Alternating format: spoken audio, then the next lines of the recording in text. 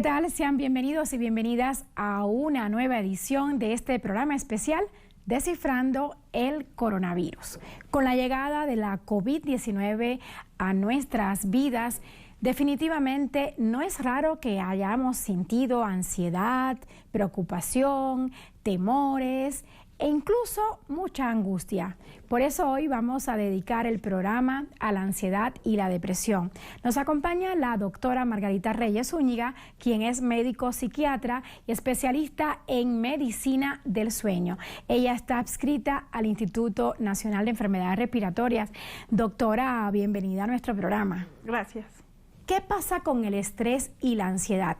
Porque fíjese usted, la ansiedad es la palabra más buscada en Internet cuando uno habla del nuevo coronavirus y de la COVID-19. La ansiedad es la respuesta normal a cualquier estresor. Un estresor significa algo que nos amenaza, amenaza nuestra integridad, y frente a los estresores el cuerpo responde con estrés. El estrés es la respuesta normal de nuestro cuerpo para defendernos o para ponernos a salvo. Entonces es muy esperado y muy justificado sentir ansiedad. Durante el estrés se secretan sustancias que hacen que nos sintamos ansiosos. Entonces, doctora, ¿es normal en estos tiempos de emergencias que vivimos sentirnos enojados, tristes, preocupados, angustiados, confundidos e incluso asustados? Sí, es normal, y hay que reconocer cuándo tenemos una respuesta normal y cuándo se convierte en una enfermedad para la que tenemos que buscar ayuda. Es perfectamente normal sentirnos a veces tristes, que incluso pueda darnos por llorar, a veces un poco irritables, poco tolerantes, nerviosos, como si algo malo fuera a pasar, pero en realidad no pasa nada. Todo esto es normal y tenemos que aceptarlo. Aceptarlo nos ayuda a poder manejarlo de mejor manera. ¿Quiere decir que la ansiedad es una emoción normal en estos momentos? Tenemos que distinguir cuándo se convierte en algo que se nos está saliendo de control. ¿Y cómo podemos identificar eso? Con dos cosas relativamente simples. Cuando la ansiedad invade nuestro sueño y no nos permite dormir, ¿no? Me quedé pensando en que tal vez me contagié porque vine al programa y estuve sin cubrebocas. Entonces, estoy pensando en eso, repasando todo lo que hice en el día y no me puedo dormir. O lo que va a pasar mañana. Mañana tengo que ir a verificar el coche, tal vez no pasa, etcétera. Esa preocupación me quita el sueño, ya no es normal. Eso se llama ya un trastorno de ansiedad para el que hay que buscar asistencia médica. De eso quiero hablar más adelante con usted, pero doctora, ubiquémonos en el momento. La pandemia ha traído encierro, confinamiento, cuarentena, como le querramos llamar. ¿Cómo debemos aceptar eso? Porque, bueno, es eso o contagiarse prácticamente. ¿Cómo hay que aceptarlo? Tenemos que concentrarnos en las cosas que podemos controlar. Podemos controlar mantenernos en casa, y mantenernos en casa nos va a mantener a salvo, o es la manera en la que podemos estar a salvo de infectarnos. Aunque para muchas personas, desafortunadamente, mantenerse en casa pues es una fuente de angustia también y de ansiedad. Es muy importante identificar qué es lo que nos causa ansiedad. Me causa ansiedad contagiarme, o estar en casa, o la cuestión económica, etcétera. Identificar el factor detonante, y una vez identificado qué sí puedo cambiar y qué no puedo cambiar, y concentrarnos en lo que sí podemos cambiar. ¿Qué sí puedo cambiar? Bueno, pues quizá hacer alguna actividad en casa que me permita sentir el control de algo, ¿no? Por ejemplo, arreglar la alacena. Yo hoy voy a arreglar la alacena y al final del día voy a sentir cierta satisfacción por arreglar la alacena, una emoción positiva que pueda neutralizar las emociones negativas. ¿Qué tanto debemos preocuparnos por tener ansiedad y no poderla controlar? ¿Hay que ocuparse o preocuparse? Hay que ocuparse, ¿no? Ocuparse. ¿Y de qué nos vamos a ocupar? De identificar la ansiedad, de aceptar cómo nos sentimos y compartirlo con otros. La realidad es que muchos de nosotros estamos pasando por más ansiedad de la normal, y hablarlo con los demás, con la familia, con los amigos, comunicarnos a distancia, que por fortuna tenemos muchas formas de establecer comunicación a distancia, es algo que nos ayuda a compartir estas emociones negativas y nos ayuda a afrontarlas mejor. ¿Es válido juzgarse a sí mismo por tener ansiedad? No, es totalmente inválido. Lo primero que tenemos que hacer es aceptar que la tenemos y que no es malo tener ansiedad. Es muy frecuente, sobre todo en los hombres. Los hombres sufren mucha ansiedad, pero no la identifican y la ven como un signo de debilidad, cosa que no resuelve el problema, ¿no? Al contrario, lo complica más. Entonces es muy importante no juzgarse a sí mismo, sino validar su emoción. O sea, validar, me siento angustiado, nervioso. Buscar a alguien en quien puedo confiar y poder platicarlo es muy útil. Hay una frase por ahí que usan mucho los psicólogos que dice: date tiempo a ti mismo para ser humano. O sea, en lugar de estarse juzgando. Claro. ¿Usted la valida? Sí, por supuesto, totalmente válida. Como bien lo dice, somos humanos y gran parte de lo que nos hace humanos justo es esta diversidad de emociones que tenemos y no hay por qué negarlas. Doctora Margarita, hay un usuario en redes que nos pregunta: ¿qué daños ocasiona a la salud mental la ansiedad y el estrés? También el miedo, la depresión, que bueno, la depresión no es un tema menor. ¿Qué le decimos? Claro, aquí es muy importante distinguir otra vez lo normal de lo que no es normal. El miedo es algo normal. El miedo es pues el temor que tenemos ante algo conocido y ante algo real. Cuando este miedo se expande, se generaliza y tenemos miedo no solo a COVID, sino a muchas otras cosas, entonces empieza a hacerse un trastorno de ansiedad. La ansiedad y el estrés a largo plazo nos ocasionan depresión. Tanto la ansiedad como la depresión afectan prácticamente cualquier órgano de nuestro cuerpo y también se pueden manifestar en cualquier parte de nuestro cuerpo.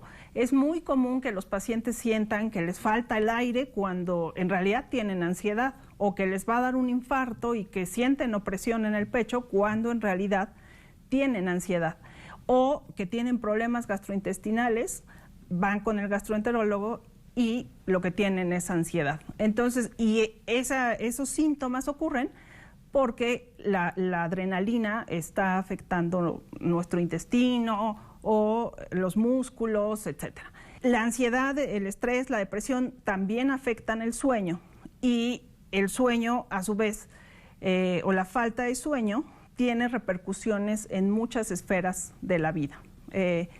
Consideramos que el sueño es uno de los pilares sobre los que descansa la salud, y también tener alterado el sueño implica que necesitamos atención médica. ¿Cómo así? Cuando tenemos insomnio, por ejemplo, o cuando dormimos demasiado también, eso no es normal. Y si esto prevalece por 2 o 3 semanas o más, necesitamos acudir a un doctor porque necesitamos un tratamiento médico.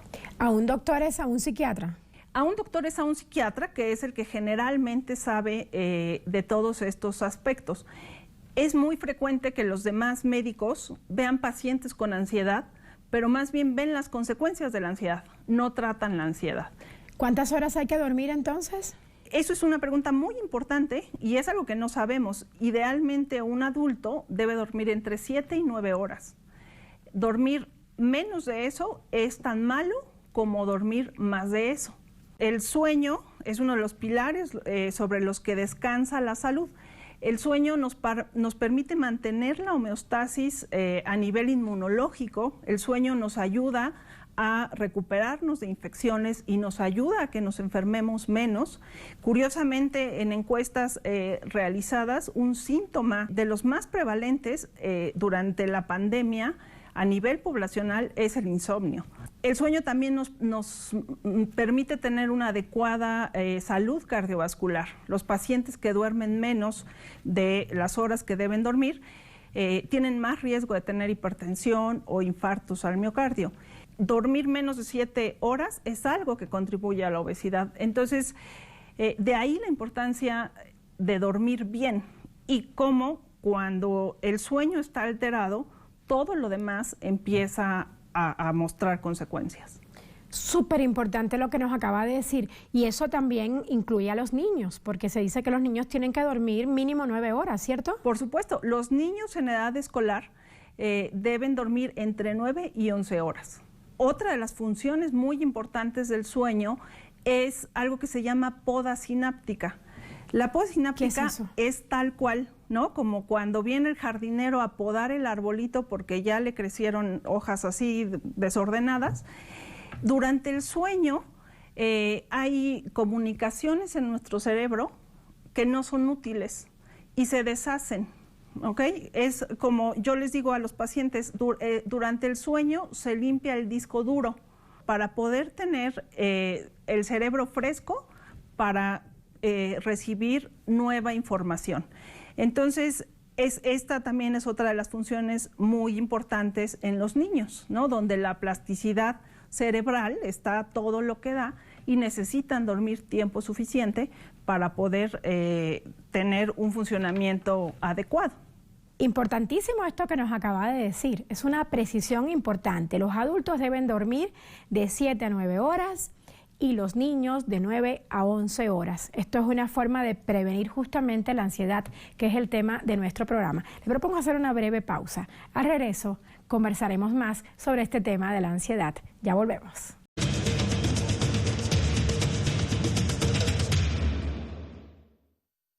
Regresamos. Estamos conversando con la doctora Margarita Reyes Zúñiga.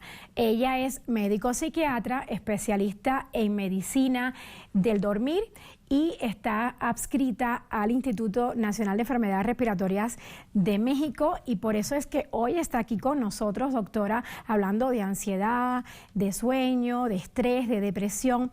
Mire usted, hay una encuesta de la Asociación Americana de Psiquiatría que dice que 4 de cada 10 estadounidenses sufren de ansiedad tan solo de pensar que puedan enfermarse o morir por la COVID-19.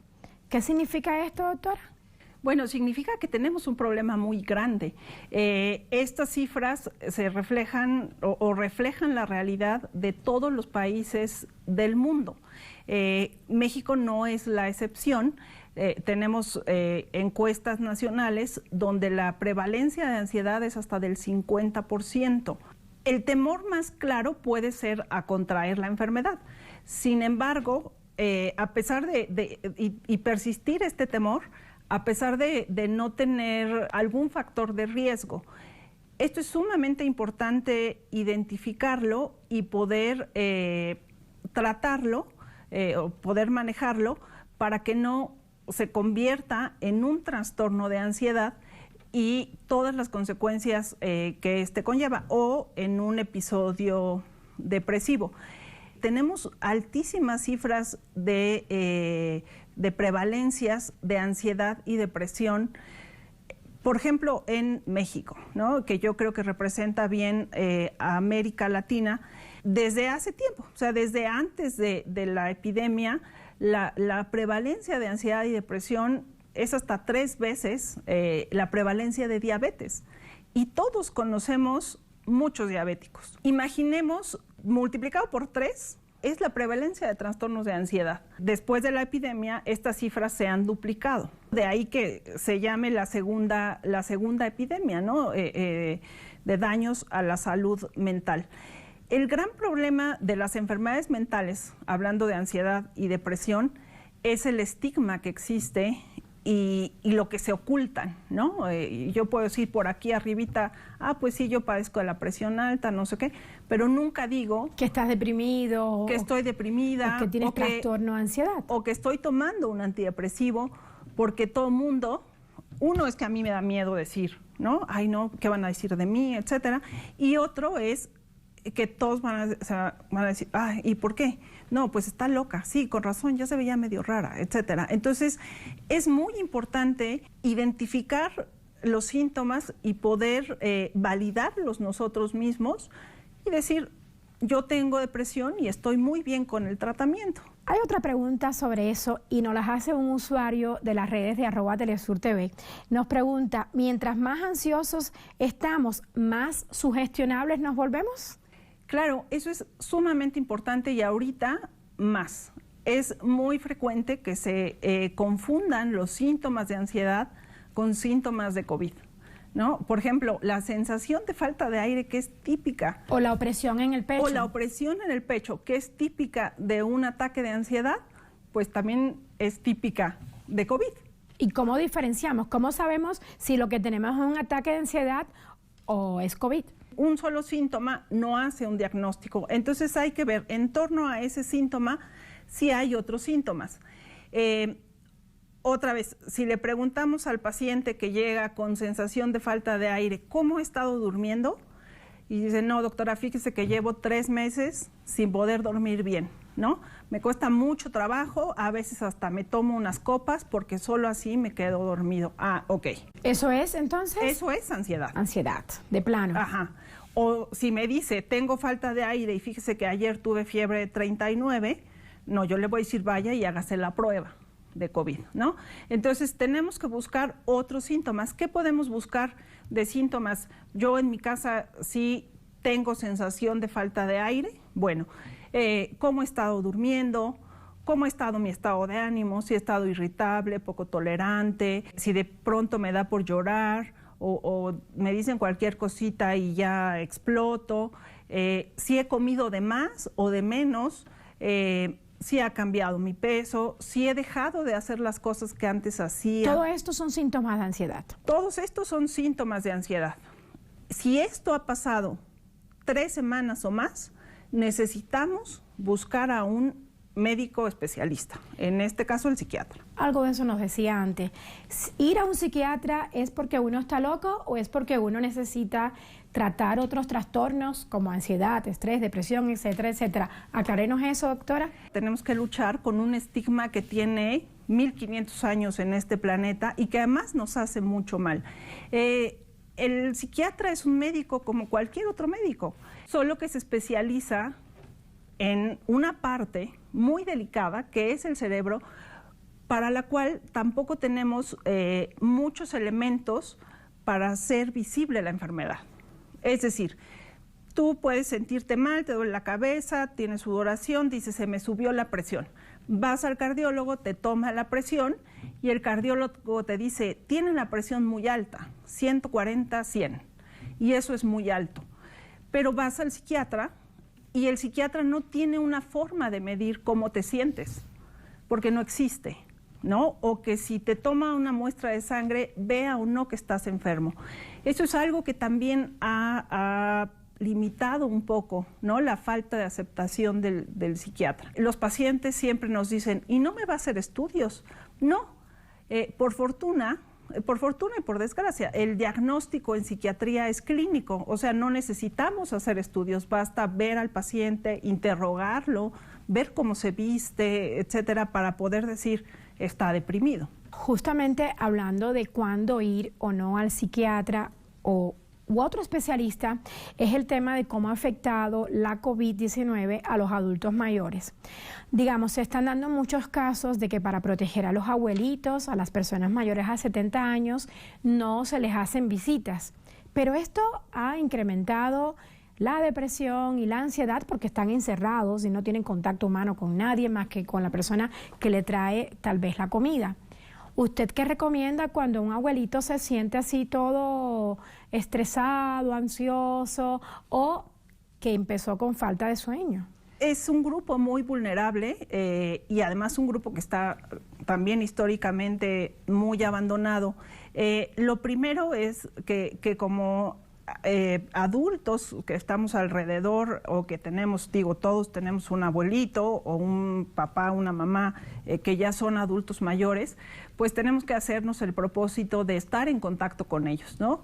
Ver que puedan manejar un dispositivo electrónico para tener videollamadas o chatear con ellos, visitarlos desde fuera. Aunque no entremos en su casa, desde la ventana podemos saludarlos.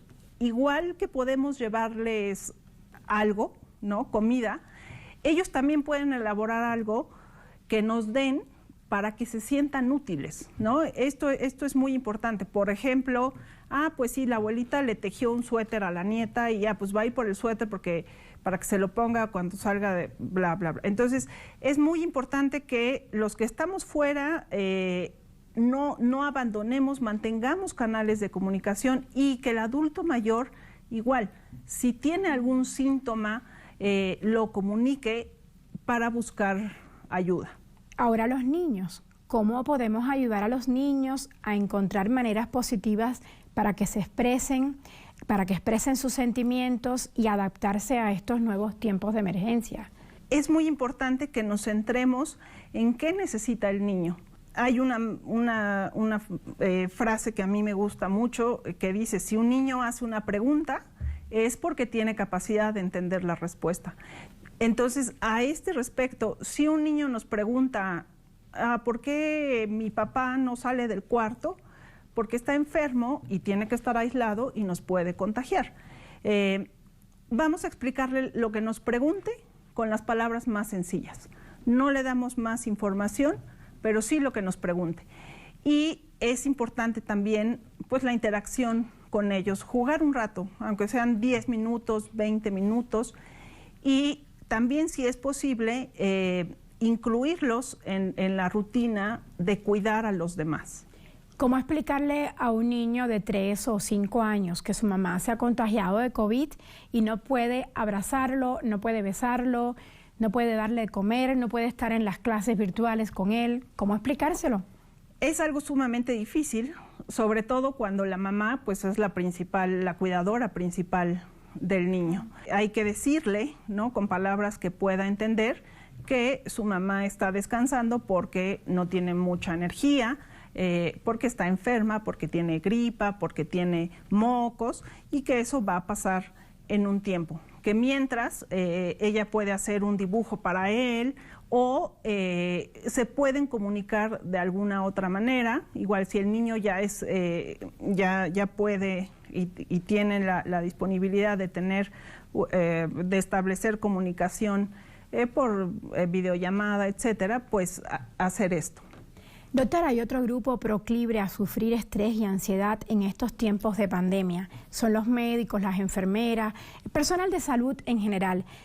Ellos están arriesgando sus vidas por salvar la de otros. Bueno, ¿usted qué mensaje les da a ellos? El mensaje más importante es que no tengan miedo de sentir miedo. O sea, no hay que tener miedo a contagiarse. No hay que tener miedo a contagiarse y hay que tener la seguridad de que estoy tomando las precauciones suficientes y necesarias para no contagiarme. De todos los contagiados, 80% tiene una enfermedad leve a moderada, ¿no? Sí. 80%.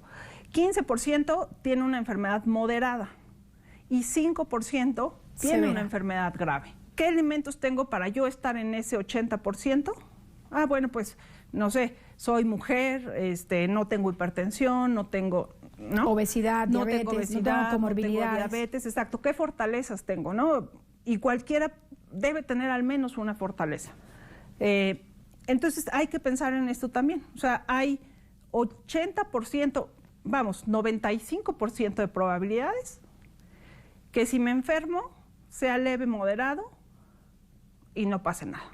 Hay que tenerlo claro, pues. Hay que tenerlo todo el tiempo. Todo el tiempo. Para no desorientarnos y caer en un bache de ansiedad. Sí, y pensar en un bache de ansiedad y pensamientos catastróficos que nos lleven a más consecuencias. Doctora, 3 consejos para evitar que la ansiedad tome las riendas de nuestras vidas. 1 es identificar qué estamos sintiendo, controlar lo que podemos controlar y buscar atención del especialista en salud mental para tratar lo que no podamos controlar. ¿Qué otras cosas nos recomienda para mantenernos sanos y decir no a la ansiedad? Idealmente debiéramos cumplir una cuota de 150 minutos a la semana de ejercicio aeróbico. Esto significa 5 días a la semana, 30 minutos. Pero a lo mejor eso es demasiado. Los psicólogos conductuales nos dicen 10 minutos. 10 minutos de ejercicio es una meta muy alcanzable. Doctora, ¿y qué técnicas conductuales usted nos recomienda para calmar la ansiedad? Hay dos técnicas muy simples y la verdad es que muy eficaces. Una es la técnica de respiración abdominal o respiración diafragmática, y no es otra cosa que centrarnos en nuestra respiración.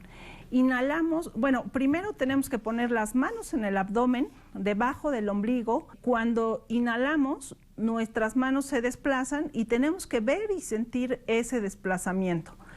Tenemos la indicación, yo le digo a los pacientes, inhale y que el aire que entra mueva sus manos, llegue hasta su panza y mueva sus manos. De eso se trata. Eso es una respiración diafragmática. Inhalamos en 4 segundos y exhalamos en 6 segundos. Inhalamos por la nariz, exhalamos por la boca. Igual, al exhalar, pues las manos van a bajar. Concentrarnos en la respiración nos da 2 poderes. Uno, el poder dejar de estar pensando en cosas que nos preocupan y nos generan angustia. Y 2, el poder relajarnos físicamente. Es una técnica muy útil.